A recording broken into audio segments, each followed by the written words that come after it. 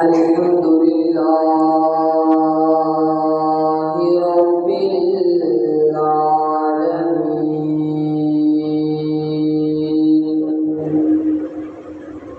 Wal aqibatu lil muttaqin, wassalatu wassalamu ala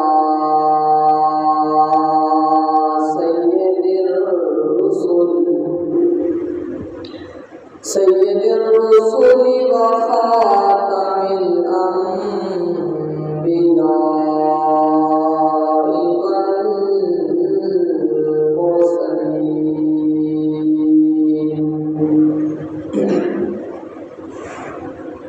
wa ala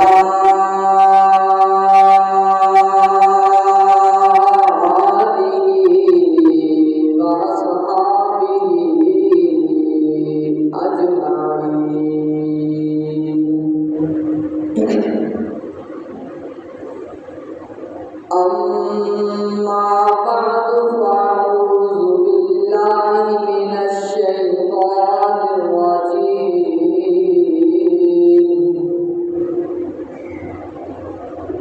Bismillahirrahmanirrahim.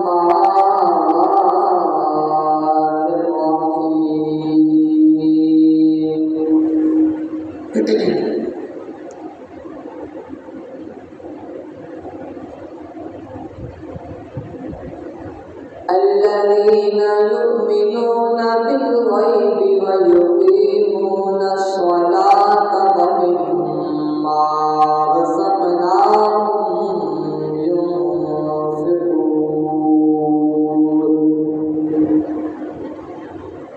وقال تعالى: قل إن صلاتي ونسكي ومحياي ومماتي لله رب العالمين. قال الله تبارك وتعالى: وأقيموا الصلاة وآتوا الزكاة واركعوا مع الراكعين.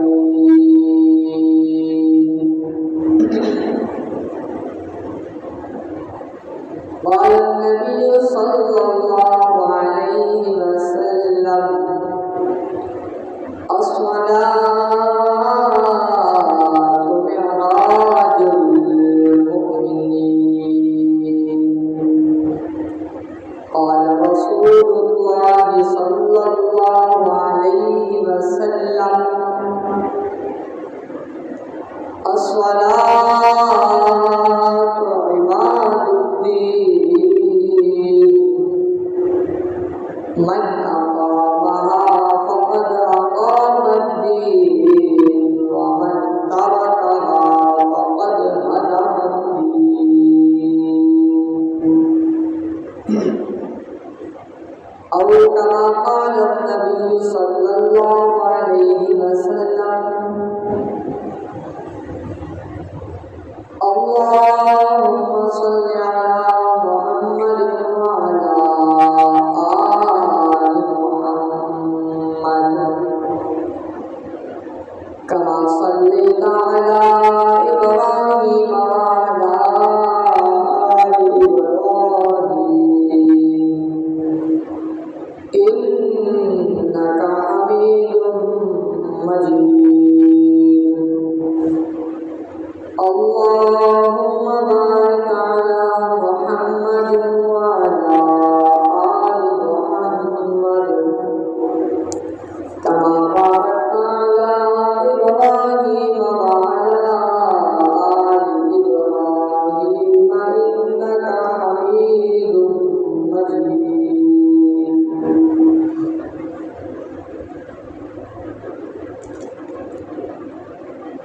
मोहतरम सामीन, भाइयों, दोस्तों, अजीज साथियों,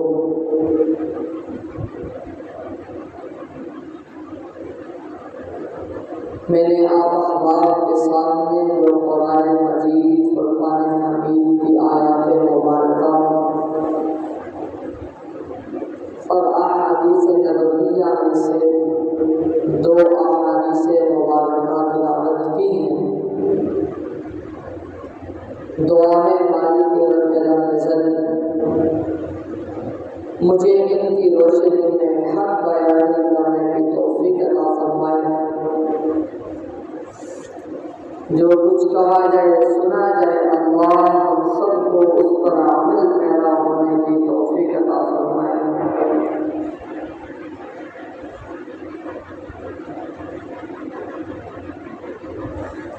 سامعین محترم، ان آیات مبارکہ میں اللہ نے نماز کی طرف تاکید کی ہے، نماز کا حکم دیا ہے۔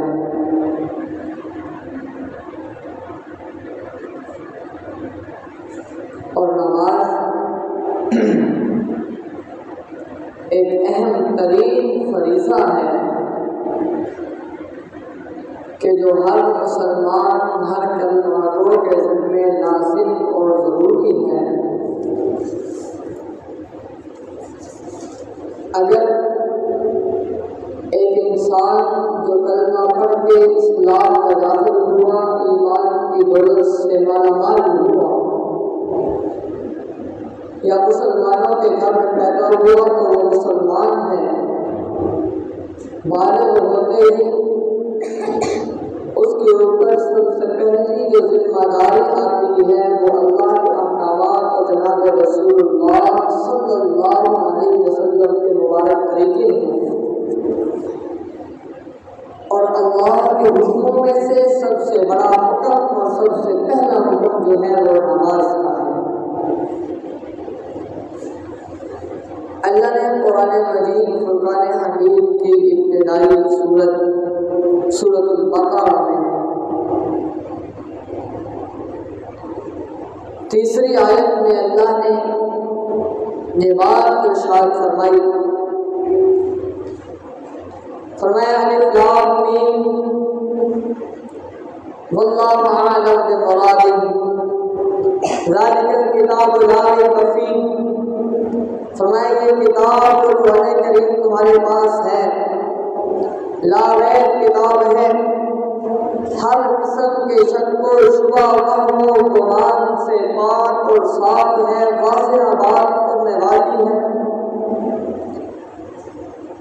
فرمایا اس کتاب کے اندر کسی قسم کا کوئی شک باقی نہیں ہے، اور یہ کتاب ہے ہدی للمتقین، ماننے والوں کے لیے، ہدایت یافتہ لوگوں کے لیے، اللہ سے ڈرنے والوں کے لیے۔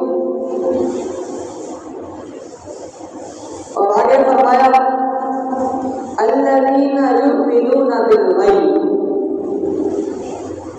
یہ موضوع میں بیان کرنے جا رہا ہوں، اس حوالے سے یہ آیت فرمایا الذین یؤمنون بالغیب، وہ لوگ جو ایمان لائے اللہ پر، اللہ کو دیکھے بغیر، بن دیکھے اللہ کی الوہیت، اللہ کی ربوبیت، اللہ کی خالقیت، اس مالک کی رضاقیت کو مانا، بن دیکھے اس پر ایمان لائے۔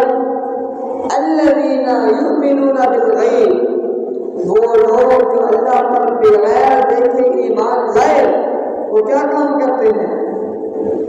وَيُقِيمُونَ الصَّلَاةَ، وہ نماز کو قائم کرتے ہیں۔ ایک ہے نماز کا پڑھنا اور ایک ہے نماز کا قائم کرنا، ان دونوں باتوں میں فرق ہے۔ اللہ نے یہ نہیں کہا یقرؤون الصلاۃ کہ وہ نماز پڑھتے ہیں، نہیں، میں وَيُقِيمُونَ الصَّلَاۃ وہ نماز کو قائم کرتے ہیں۔ جہاں بھی اللہ نے نماز کا حکم دیا، اللہ نے یقیمون یا اقیم الصلاۃ کا لفظ استعمال کیا، یا اقام الصلاۃ کا لفظ استعمال کیا، یقرؤون کا لفظ استعمال نہیں کیا۔ یہ نہیں کہا کہ لوگ نماز پڑھتے ہیں، نہیں، فرمایا جو بغیر دیکھے اللہ پر ایمان لائے، وَيُقِيمُونَ الصَّلَاةَ وہ نماز کو قائم کرتے ہیں۔ پڑھنا کیا ہے؟ کر کے عملی فریضہ انجام دیا، یہ نماز کا پڑھنا ہے۔ لیکن نماز کا قائم کرنا ہر حال میں، ہر وقت میں، ہر حالت میں نماز کو پابندی کے ساتھ ادا کرنا، اس کو کہتے ہیں نماز کا قائم کرنا۔ بارش ہے، گرمی ہے، سردی ہے، طبیعت خراب ہے، جو بھی مسئلہ ہے، نماز نہیں چھوڑتا، وہ یقینون الصلاۃ کا مستحق ہے، وہ اقیم الصلاۃ کا مستحق ہے، وہ نماز کو قائم کرنے والا ہے۔ ہر حال میں نماز کو قائم کرنا، نماز کو ادا کرنا، نماز کو پڑھنا، یہ یقینون الصلاۃ۔ بعض نے لکھا ہے کہ نماز قائم کرنے کا مطلب یہ ہے کہ جیسے ہی آزان ہو، مسلمان ایمان والا، جس کو اللہ نے کہا الذین یؤمنون بالغیب، وہ لوگ جو بغیر دیکھے ایمان لائے، ویقیمون الصلاۃ، اور نماز کو قائم کرتے ہیں، جیسے ہی اذان ہوئی فوراً نماز کی تیاری میں مصروف ہو جاتے ہیں اور کوئی کام نہیں کرتے، سب سے پہلے مسجد میں پہنچتے ہیں۔ یہ ہے نماز کا قائم کرنا۔ بعضوں نے لکھا ہے کہ اس کے 3 درجے ہیں نماز کے قائم کرنے کے۔ پہلا درجہ، اذان ہوئی، وضو کیا، مسجد پہنچ گیا۔ دوسرا درجہ، اذان ہوئی، کچھ تاخیر ہو گئی، جماعت کے کھڑا ہونے سے پہلے مسجد میں پہنچ گیا۔ سب سے آخری اور کم درجہ یہ ہے کہ جیسے ہی نماز کھڑی ہو جا کر کے فوراً نماز کے ساتھ مل گیا۔ یہ سب سے کم درجہ ہے یقیمون الصلاۃ و اقیموا الصلاۃ کا، نماز کو قائم کرنا۔ تو اللہ کہتے ہیں وہ یقیمون الصلاۃ، نماز کو قائم کرتے ہیں جو اللہ کو بغیر دیکھے ایمان لائے، جو اصل ایمان والے ہیں۔ ویؤتون الزکوٰۃ،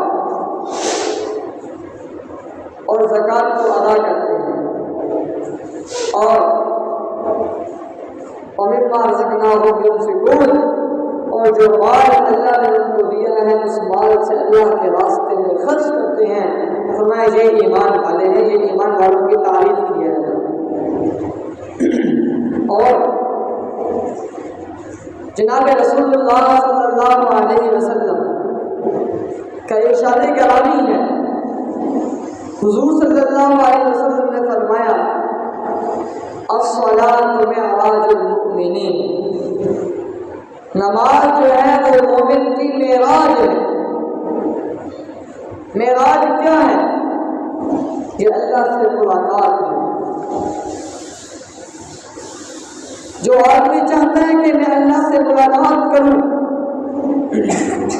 اللہ کے ساتھ باتیں کروں، اللہ کے سامنے اپنی فریاد رکھوں، اللہ کے سامنے اپنا مطالبہ پیش کروں، اللہ سے اپنے مسائل کو حل کرواؤں، جو میرے اوپر تکلیفیں، مصیبتیں، آزمائشیں آتی ہیں، میں ان کا حل اللہ سے طلب کروں۔ فرمایا الصلاۃ معراج المؤمنین، چاہیے کہ وہ نماز کو قائم کرے۔ نماز کا قائم کرنا یہ مومن کی معراج ہے، اور اس میں اللہ سے ملاقات ہوتی ہے، انسان اللہ سے باتیں کرتا ہے اور اللہ کی ذات کو بہت ہی اعلیٰ اور افضل ترین ذات ہے۔ لم یلد ولم یولد ولم یکن لہ کفوا احد، اس جیسی کوئی مثل ہے نہیں، اس جیسی کوئی اور ذات ہے نہیں، ایسی بابرکت، عظمت اور افضل ترین ذات اللہ۔ فرمایا نماز کو قائم کرنا یہ اللہ سے ملاقات کرنا ہے، اللہ کے ساتھ اپنے راز و نیاز کی باتیں کرنا۔ اور ایک اور حدیث میں آتا ہے، نبی رسول اللہ صلی اللہ علیہ وسلم کا ارشاد گرامی ہے، فرمایا الصلاۃ عماد الدین، نماز جو ہے یہ دین کا ستون ہے۔ اس طرح آج ہم کوئی عمارت بنائیں، اس میں ستون اور پلر وغیرہ دیتے ہیں، تاکہ یہ عبادت مضبوط رہے، گرے نہیں۔ تو اللہ کے نبی نے فرمایا نماز جو ہے یہ دین کا ستون ہے، یعنی دین کی پوری عمارت کلمہ کے بعد، ایمان لانے کے بعد پورا دین اس نماز کے اوپر کھڑا ہے۔ اور اسی لیے تو اللہ کے نبی نے ایک اور جگہ ارشاد فرمایا کہ جس کی نماز اچھی ہے اس کی دنیا بھی اچھی، اس کی آخرت بھی اچھی ہے۔ کیوں؟ جس کی نماز اچھی ہے، نماز دین کا ستون ہے۔ جب ستون کھڑا ہے تو عمارت کھڑی ہے، اور اس ستون کے اوپر پوری عمارت کا بوجھ اور وزن ہے۔ اور یہ ستون جو ہے دین کا، یہ نماز ہے۔ گویا کہ پورا دین، کلمہ، اس کے بعد نماز، اور اس کے بعد باقی احکامات، روزہ ہے، زکوٰۃ ہے، حج ہے، گھریلو معاملات ہیں، معاشرتی زندگی ہے، معاشی زندگی ہے، پڑوسی کے حقوق ہیں، والدین کے حقوق ہیں، دیگر جتنے بھی معاملات ہیں وہ سارے اس نماز کے اوپر کھڑے ہیں۔ فرمایا الصلاۃ عماد الدین، نماز دین کا ستون ہے۔ من اقامہا فقد اقام الدین، جس نے نماز کو قائم کیا گویا اس نے پورے دین کو قائم کیا۔ آسان الفاظ میں کہتا ہوں کہ جس نے نماز کی حفاظت کی اس نے پورے دین کی حفاظت کی۔ جس نے نماز کو سنبھالا اس نے اپنے پورے دین کو سنبھالا۔ اور پھر آگے فرمایا من ترکہا فقد ہدم الدین، جس نے نماز کو چھوڑ دیا اس نے دین کو گرا دیا۔ بلڈنگ کھڑی ہے، ستون ہے اس کے اندر، اگر اس کو گرا دیا جائے تو بلڈنگ گر جائے گی۔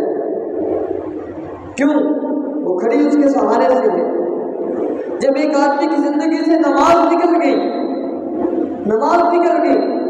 تو بقیہ دینی معاملات، روزہ، حج، زکوٰۃ، پڑوسی کے ساتھ اس میں سلوک، بھائیوں کے ساتھ اس میں سلوک، گھر والوں کے ساتھ اس میں سلوک، معاشی زندگی، معاشرتی زندگی، گھریلو معاملات، کاروباری معاملات، دیگر معاملات، وہ کیسے صحیح طریقے سے انجام دے گا جب اس کی زندگی کے اندر جو ہے دین ہی ہے، نماز ہی نہیں ہے، دین کا ستون ہی نہیں ہے، تو بقیہ دین کیسے اس کی زندگی میں آئے گا، کیسے قائم رہے گا؟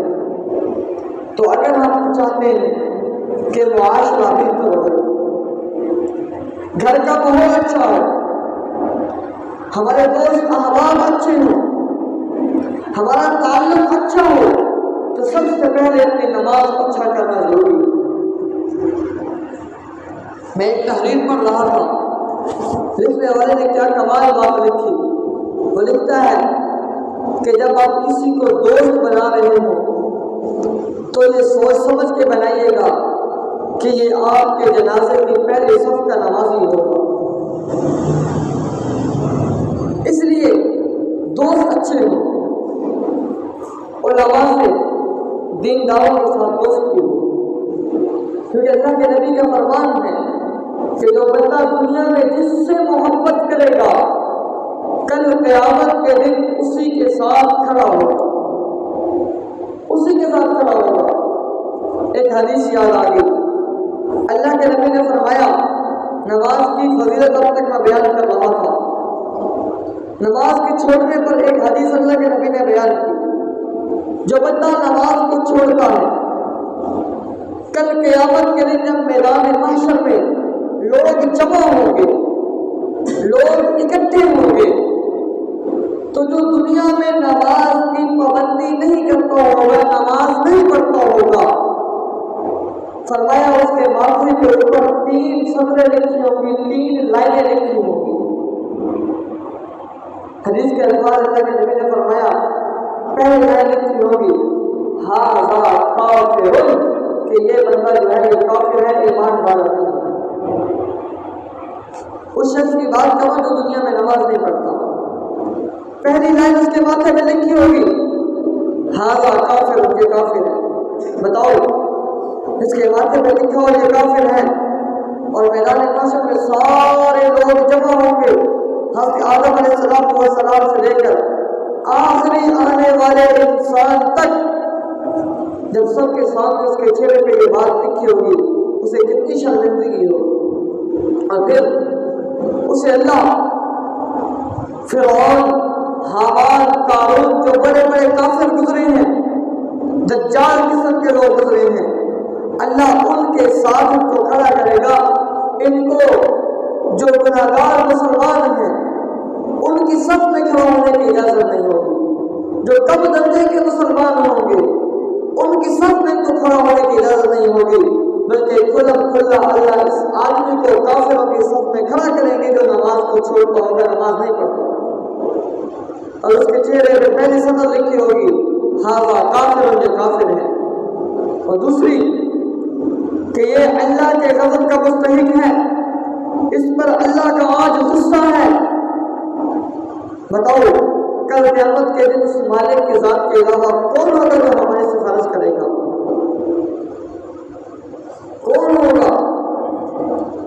13واں پارہ آخر رکوع فرمایا وَلَا تَحْسَبَنَّ اللَّهَ غَافِلًا عَمَّا يَعْمَلُ الظَّالِمُونَ کہ دنیا میں دو طرح کے لوگ ہیں، ایک نیک کام کرنے والے، ایک برے کام کرنے والے. جو نیک کام کرنے والے ہیں ان کے ذہن میں یہ خیال نہ آئے، ان کے ذہن میں یہ گمان نہ آئے وَلَا تَحْسَبَنَّ اللَّهَ غَافِلًا عَمَّا يَعْمَلُ الظَّالِمُونَ کہ اللہ ان لوگوں سے غافل ہو چکا ہے، اللہ ان لوگوں کو بھول چکا ہے جو اللہ کی نافرمانیاں کر رہی ہیں، جو غلط کام کر رہے ہیں، اللہ ان کو بھول چکا ہے. فرمایا ایسا گمان کوئی نہ کرے.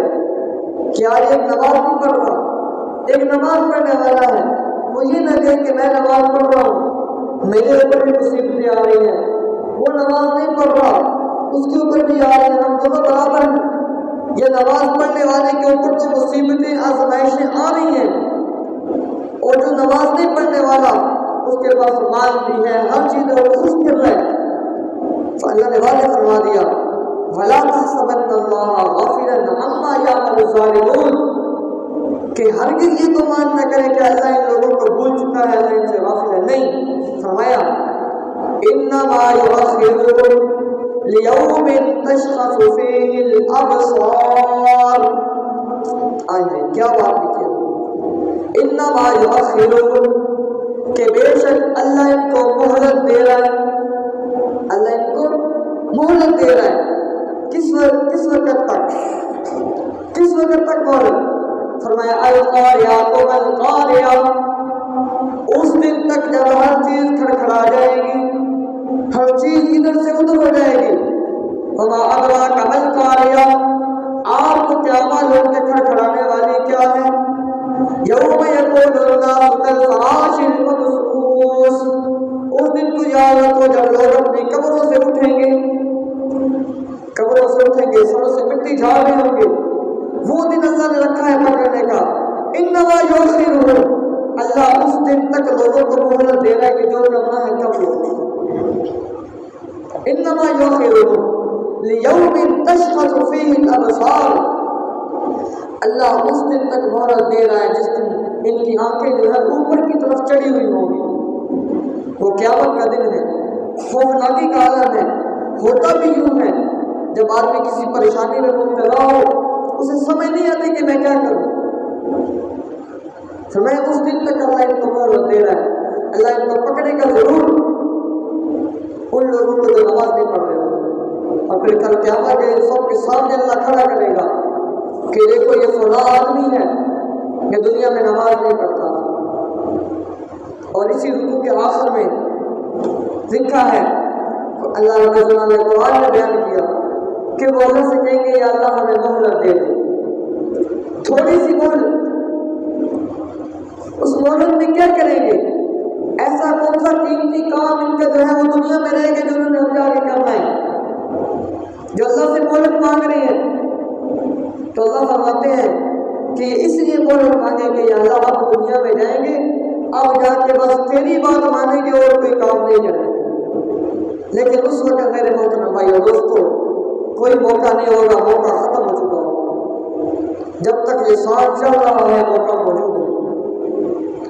آج ہم نماز کی پابندی کا اہتمام کریں، قرآن میں کم از کم 750 مرتبہ اللہ نے نماز کا حکم دیا، اور اللہ کے نبی سے کہا اللہ نے، اے نبی جی ان سے کہیے قل ان صلاتی، بے شک میری نماز، و نسکی، میرے دوسرے معاملات، میری قربانی، روزہ، حج، زکات، و محیایا، میری زندگی، و مماتی، میرا مرنا، للہ رب العالمین، صرف ایک اللہ کی ذات کے لیے۔ جب نبی کا حکم ہو رہا ہے کہ آپ نماز پڑھیں اور بتائیے کہ یہ میں نماز اللہ کے لیے پڑھ رہا ہوں، تو ہم کون ہیں جو نماز کو چھوڑ کے آپ مطمئن ہوئے بیٹھے ہیں؟ تو اس لیے ہمیں چاہیے کہ نماز کی پابندی کا اہتمام کریں۔ اور آخری بات، جمعۃ المبارک کا حکم اللہ نے علیحدہ طور پہ بیان کیا۔ 28واں پارہ سورۃ الجمعہ کا 200 رکوع وہ اسی کے متعلق ہے، یا ایھا الذین آمنوا اذا نودی للصلاۃ من یوم الجمعۃ فاسعوا الی ذکر اللہ وذروا البیع ذالکم خیر لکم ان کنتم تعلمون۔ فرمایا اے ایمان والو، جب تمہیں جمعہ کی نماز کے لیے بلایا جائے، اذا نودی للصلاۃ من یوم الجمعہ، جمعہ کے دن جمعہ کی نماز کے لیے بلایا جائے، فاسعوا الی ذکر اللہ، تو دوڑ پڑو اللہ کے ذکر کی طرف، اللہ کے گھر کی طرف چل پڑو، وذروا البیع، خرید و فروخت کو، دوسرے معاملات کو چھوڑ دو، ذالکم خیر لکم ان کنتم تعلمون، شاید کہ تم جانتے ہو کہ تمہارے لیے کتنی بڑی بہتری ہے اس کام میں۔ اور جمعہ کی جو نماز اللہ کے نبی کے دور میں جو دوسری اذان ہوتی ہے، اس سے پہلے صحابہ کرام مسجد نبی میں پہنچ جایا کرتے تھے، لوگ تیاری کر کے مسجد میں آ جاتے، اذان ہوتی، خطبہ ہوتا، اللہ کے نبی جمعہ پڑھاتے۔ لیکن سیدنا عثمان ابن عفان جو ہمارے مسلمانوں کے تیسرے خلیفہ ہیں، انہوں نے پہلی اذان کا بھی آرڈر دیا، پہلی اذان بھی شروع کروائی۔ کس لیے؟ تاکہ لوگوں کو آگاہی ہو جائے، وہ جلد از جلد تیاری کر کے مسجد میں پہنچ جائیں۔ حدیث میں آتا ہے جو سب سے پہلے مسجد میں آتا ہے، اذان ہوتے ہی فوراً مسجد میں آتا ہے، اسے اللہ ایک اونٹ صدقہ کرنے کا ثواب عطا فرماتے ہیں۔ جو اس کے بعد آتا ہے، پھر اس کو بکری، گائے، اس طرح مختلف جس ترتیب سے لوگ آتے ہیں۔ پھر جب دوسری اذان ہو جاتی ہے تو فرشتے جو ہیں وہ رجسٹر بند کر کے جمعے کا خطبہ سننے میں مصروف ہو جاتے ہیں۔ اس کے بعد جو آتے ہیں اس کا کوئی نامہ اعمال میں نہیں لکھا جاتا۔ تو اس لیے جب جمعہ کی پہلی اذان ہو تو ہمیں یہ حکم ہے ہم سارے معاملات چھوڑ دیں، مسجد میں آئیں۔ اللہ نے علیحدہ رکوع، علیحدہ آیت بیان کی۔ ویسے تو نماز میں قرآن میں 750 مرتبہ نماز کا حکم ہے۔ پہلی آیت سورۃ بقرہ کی، الف لام میم ذالک الکتاب لا ریب فیہ ھدی للمتقین، فرمایا الذین یؤمنون بالغیب ویقیمون الصلاۃ، نماز کا حکم دیا قرآن کے شروع میں۔ پھر آگے ہر سورت کے اندر تقریباً نماز کا حکم موجود ہے، ہر پارے کے اندر نماز کا حکم موجود ہے۔ اور جمعہ کا علیحدہ سے حکم دیا اس لیے کہ جمعہ سارے دنوں کا سردار ہے۔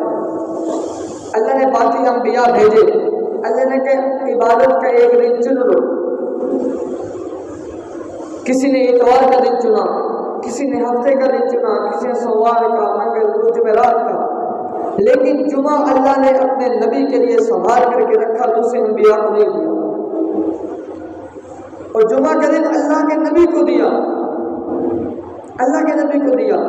اور پھر جو جمعرات کی رات ہے اس کی فضیلت بھی اللہ نے اپنے نبی کو عطا کی۔ فرمایا جو اس رات کے اندر سورہ دخان کی تلاوت کرتا ہے اللہ رب العزت اس کی مغفرت کا اعلان فرما دیتے ہیں۔ اور فرمایا یا ایھا الذین آمنوا اذا نودی للصلاۃ، اے ایمان والو جب تمہیں نماز جمعہ کے لیے جمعہ کے دن بلایا جائے تو وذروا البیع، خرید و فروخت، ہر طرح کے معاملات چھوڑ دو۔ علماء نے لکھا ہے کہ جب پہلی اذان ہو تو انسان کو چاہیے کہ معاملات چھوڑ کے مسجد میں آئے۔ تو اس لیے میرے محترم بھائی اور دوستو، ہمیں نماز کی پابندی کا اہتمام کرنا چاہیے۔